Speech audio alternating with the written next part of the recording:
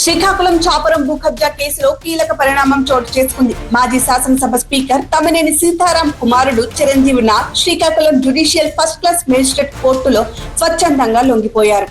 అనంతరం ఆయన దాఖలు చేసిన బెయిల్ పిటిషన్ పై విచారణ జరిపిన కోర్టు ఆరోగ్య కారణాలు పరిగణలోనికి తీసుకొని బెయిల్ మంజూరు చేసింది.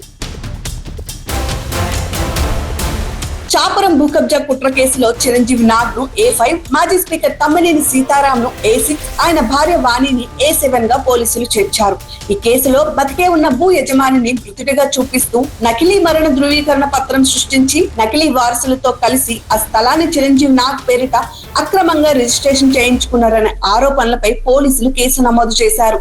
ఈ వ్యవహారంలో తమ్మినేని సీతారాం, ఆయన భార్య, కుమారుడితో సహా మొత్తం 13 మందిపై కేసులు నమోదు కాగా ఇప్పటికే 8 మందిని పోలీసులు అరెస్ట్ చేశారు.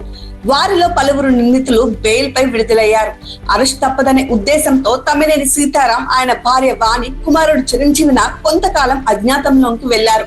అనంతరం హైకోర్టు తమ్మినేని సీతారాం, వాణికి ముందస్తు బెయిల్ మంజూరు చేయడంతో వారు బయటకు వచ్చారు. అయితే చిరంజీవి నాగ్ కు ముందస్తు బెయిల్ ఇవ్వడానికి హైకోర్టు నిరాకరించడంతో ఆయన అజ్ఞాతంలోనే కొనసాగారు. ఈ నేపథ్యంలో ఈ రోజు Srikakulam judicial first class magistrate కోర్టులో చిరంజీవి నాగ్ లొంగిపోగా ఇరుపక్షాల వాదనలు విన్న అనంతరం కోర్టు ఆయనకు బెయిల్ మంజూరు చేసింది. అలాగే విచారణ నిమిత్తం ఈ నెల 10వ తేదీన తిరిగి కోర్టుకు హాజరు కావాలని న్యాయమూర్తి ఆదేశించారు.